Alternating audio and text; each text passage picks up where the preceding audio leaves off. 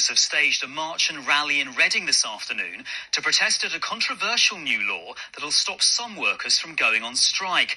The legislation applies to people in the emergency services, NHS and transport. Steve Humphrey reports. Union members say they are extremely angry about the new law that came into force in July, and this march through Reading is part of the campaign to try to get it scrapped. It's too anti-union because, the reason people go on strike is not because they just like to take time off. They can't afford it, for goodness sake. So they're doing it with a passion. They're doing it because they're resisting what is going on at the workplace. The legislation they're protesting about is called the Minimum Service Levels Act, and it places restrictions on the ability of some workers to go on strike, amongst them people in health, fire and rescue, education and transport.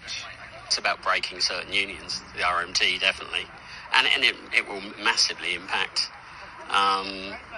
members in Unison because we are the public sector union. The government argues the new law balances workers' rights to strike with the rights of the general public to get access to essential services.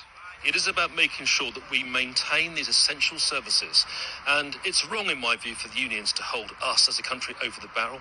We have to make sure that we are supporting people providing services, and that's the reason why the Act was put through. Back in Reading, these protesters are hoping to build up public support for their campaign.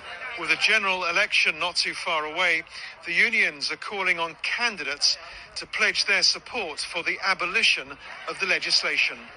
Steve Humphrey, BBC South Today, Reading.